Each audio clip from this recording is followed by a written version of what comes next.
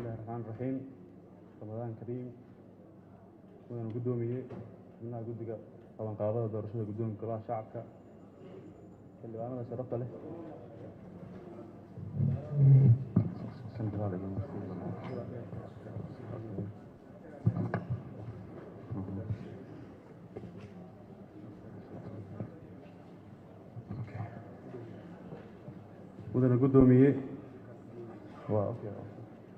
mudana gudoomiye xubnaha guddiga qabanqaabada doorashada golaha shacabka howlwadeennada marti sharafta bahda saxaafadda ciidamada amniga mudanayaal iyo marwooyin asalaamu calaykum waraxmatullaahi wabarakaatu. salaan kadib mudanayaal iyo marwooyin waxaa sharafi ah inaan halkan soo istaago anigoo ah musharax u taagan xilka gudoomiye ku-xigeenka koowaad ee golaha shacabka baarlamaanka jamhuuriyadda federaalk soomaaliya oo ah xil aada u weyn muddaantiisana leh marka laga hadlayo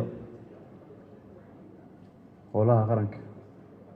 mudana guddoomiye xildhibaanada sharafta leh soomaaliya maanta waxay maraysaa isgoos khatar ah inaan khatartaa ka badbaadinana innagaa inaga rabaa oday iyo dhallinyaro rag iyo dumar intaba.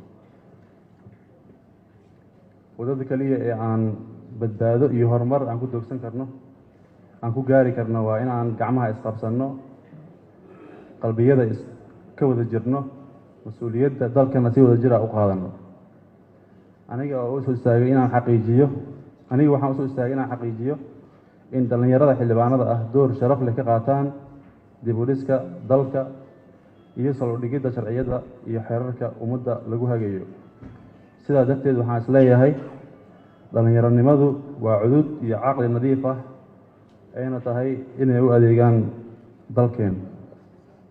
haddii aan ku bilaabo taariikhdeeda kooban waxaan ku dhashay kuna barbaaray magaalada muqdisho ilaa iyo heerka labaad ee waxbarashada jaamacadda oo aan ka diyaariyey maamulka iyo maareynta. waxaan 13 sano ee lasoo dhaafay u shaqeynaya hay-ado kala duwan ee dowladda. si gaara waxaa sharafi ah inaan kasoo shaqeeyey golaha shacabka baarlamaanka 9aad oo aan ka mid ahaa howlwadeennadiisa. waxaan sidoo kale lasoo shaqeeyey hay-adaha dhaqaalaha iyo dib-u-dhiska dowladda federaalk soomaaliya. aniga oo ka duulaya dastuurka ku-meel gaarka iyo xeerasaadka golaha ee siiyey xaqa hadaljeedinta maanta haddii aad i doorataan waxaan diiradda saari doonaa qodobada soo socdo.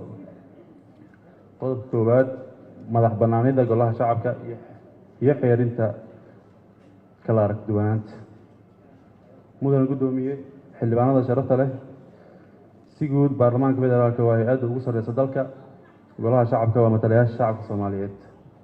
aniga oo si dhow ula shaqeynaya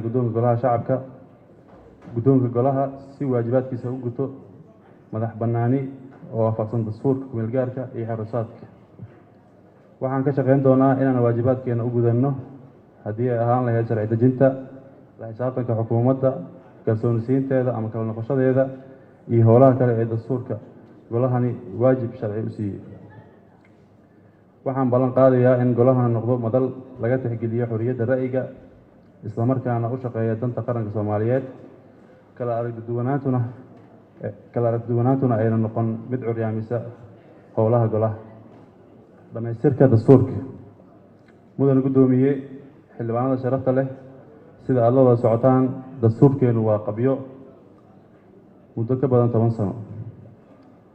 baarlamaanka 9aad iyo 10aad ayay ahayd inay ka shaqeeyaan dhamaystirka dastuurka. daruufo jiro awgiis way u suurtageli weyse. baarlamaanka 11aad howlaha ugu weyn ee hortabinta u leh waa dhamaystirka dastuurka. haddii aad i doorataan waxaan ka shaqeyn doonaa in dalku yeesho dastuur dhammaystiran dhowrista iyo ku dhaqanka xeerasaadka golaha. haddii aad i doorataan waxaan ka shaqeyn doonaa ku dhaqanka sharciga si waafaqsan dastuurka ku-meel gaarka iyo xeerasaadka golaha shacabka. waxaan xoogga saari doonaa aniga oo kaashanaya guddoonka golaha shacabka in aan lagu takrifalin awoodda sharci ee goluhu leeyahay si waafaqsan xeerasaadka isku-eynta baarlamaanka iyo wada shaqeynta guddoonka. baarlamaanka federaalk soomaaliya waxa uu ka kooban yahay 2 aqal iyaga oo wada jira waa hay-adda ugu sarreysa dalka. xilligii lasoo dhaafay waxaa meesha ka baxay wada shaqayntii golayaasha taasoo keentay in shuruuc badan iyo guddiyo u xayirmaan. wada shaqaynta guddoonka waa waxa ugu muhiimsan ee saldhig u noqon doono guuleysiga waajibaadkeena qaran ee na saaran. haddii aad i doorataan waxaan ka shaqayn doonaa midnimada baarlamaanka anigoo kaashanaya guddoomiyaha golaha iyo ku-xigeenka labaad si baarlamaanka u guto waajibka qaran ee saaran. la xisaabtanka hay-adaha dowladda. mudan guddoomiye xildhibaanada sharafta leh, la xisaabtanka hay-adaha dowladda waa waajibaadka ugu weyn ee xilgudashadeenna si waafaqsan sharciga. waxaan ka shaqayn doonaa in golahu guto mas-uuliyaddiisa. haddii aad doorataan golahan ma noqon doono mid hoos gala xukuumad oo shaqadiisa la afduuba. waxaan ku shaqayn doonaa inuu yahay hay-adda ugu sareysa sharci dejinta iyo la xisaabtanka xukuumadda hay-adaha fulinta. haddii aad doorataan golahani ma noqon doono mid marti ka ah waajibaadkiisa. aragtidayda dhalinyarada. mudan guddoomiye xildhibaanada sharafta leh, dhalinyaradu waa xoogga ugu badan ee dalkeenna guud ahaan iyo qaaradda nasiibka badan ee Afrika.